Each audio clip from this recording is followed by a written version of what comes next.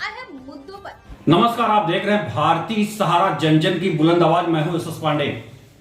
आज हमारे बीच में बातचीत करने के लिए मौजूद हैं राम निवास त्रिपाठी जी, जो वार्ड नंबर 33 का आप सभासद भी हैं। आइए आपसे बात करते हैं। भाजपा अभी से ही चिल्ला रही है 400 के पार। त्रिपाठी जी, स्वागत है आपका भारतीय सहारा में।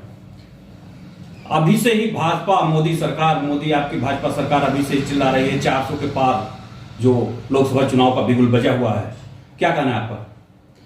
भाई, जो हमारे संवैधानिक व्यवस्था है, लोकतंत्र में जो चुनाव की जो प्रक्रिया है, उस प्रक्रिया का संविधान के सबसे बड़ा जो हम पर्व के रूप में मनाते हैं, और इस लोकतंत्र का में जो पर्व है, चुनाव के माध्यम से जो हमारे जो प्रत्याशी सरकार बनाते हैं और सरकार के माध्यम से क्षेत्र में काम करते हैं। आम आदमी पार्टी आप ऊपर वार पर वार करती जा रही है और आपकी सरकार उनको जेल में डालती जा रही है। क्या कारण है? भाई, जिन्होंने जो कृत्य किए हैं उनका तो सजा उनको निश्चित मिलनी चाहिए। यही तो हमारे संविधान की खूबसूरती है कि आप किसी भी पार्टी में हो, किसी भी दल में हो या किसी भी व्यवस्था में हो, अगर आपने कोई गलत काम किया है तो उसका इस संविधान में सजा, और अपराधियों को, और जो जीरो टॉलरेंस की जो नीति है भारतीय जनता पार्टी की, उस पर ये काम करती है। लेकिन आम आदमी पार्टी ने आरोप लगा दिया है अनुराग ठाकुर ऊपर की सारा मास्टरमाइंड अनुराग ठाकुर जी है। जो आम आदमी ने जो आरोप लगाए हैं, निश्चित रूप से विपक्ष है, विपक्ष की भूमिका है आरोप लगाना, लेकिन जो उन्होंने कहा है उसको प्रमाण करे, उसको स्थापित करे, उसको साबित करे, तब हम मानेंगे कि भाई राजनीतिक वातावरण में, इस चुनावी मुद्दे में इस प्रकार के आरोप प्रत्यारोप तो एक सामान्य विषय है। अगर हम बात करते हैं, लोकसभा चुनाव का बिगुल बज चुका है और सभी तालियां ठोक रहे हैं। भारतीय जनता पार्टी का नारा है कि 400 के पार।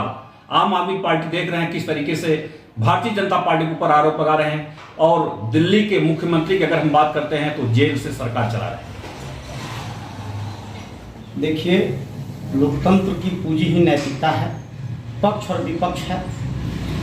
इस लोकतंत्र के विकास यात्रा में कहीं न कहीं ये रहेगा भी, लेकिन तथ्यात्मक बात हो, तथ्यों पर चले समाज, इसका दिशा और दशा नेता ही तय करता है, और ऐसे नेतृत्व की कामना जनता के बीच में है।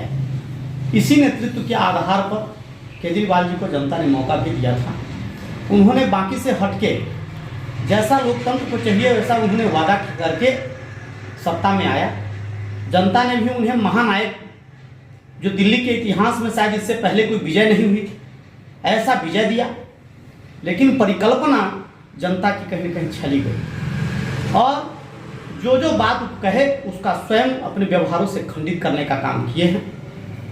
वोट की राजनीति अलग है, लेकिन नैतिकता की कसौटी पर कहीं न कहीं आज केजरीवाल जी प्रश्न के घेरे में हैं, और इस आधार पर अब कोई यह नहीं कहेगा कि मैं बड़ा नैतिकवान हूँ। सामने जिस पर वो आरोप लगा रहे हैं वो केंद्र के सत्ताधारी पार्टी है, जिसकी विरासत बहुत ही संघर्ष और बहुत गहराई और बहुत योग्यतम लोगों का है। अटल जी जैसे नेतृत्व उदाहरण है कि एक वोट से सरकार गिरा दी थी, नैतिकता उसको कहते हैं, लेकिन उन्होंने सदन में कोई इस प्रकार की बातें नहीं होने दी थी। तो बड़ी पार्टी है, बड़ी सोच है, बड़े लोग हैं, और मोदी जी ऐसे नेतृत्व की मैं सराहना करता हूं। फिर 400 पार लग रहा है आपको इस बार 400 के पार अगली सरकार भी भारतीय जनता पार्टी की बनेगी? जैसा निश्चित रूप से पूरी दुनिया में जो भारत की डंका बज रही है, इसकी भारत की जनता में भी इस बात की समझ है, और लोकतंत्र परिपक्व होता हुआ 400 पार केवल मोदी जी बोल नहीं रहे हैं। मोदी जी अनुभवी नेता हैं, और उन्होंने जो काम किया है वो आज काम बोलने लगा है देश में, इसलिए 400 पार। केवल भाषण नहीं, इसको या आधारभूत संरचना के आधार पर मोदी जी का मांग है 400 पार। 400 पार। आपका शुभ नाम? के तिवारी। तिवारी जी, लोकसभा चुनाव की घंटी बज गई है और सभी ताल ठोक रहे हैं सरकार बनाने को लेकर के। इस बार क्या लग रहा है आपको, किसकी सरकार बन सकती है? 400 पार मांगे मोदी जी का लक्ष्य, वो पार करेगा। पार करेगा जी। आपका चहेता चैनल भारत सरकार की डिजिटल मीडिया आचार संहिता 2021 के अंतर्गत FCDN का सदस्य है। हम अपनी खबरों में FCDN की कोड ऑफ नीति का पालन करते हैं। FCDN का सदस्य होना ही खबरों की प्रामाणिकता है।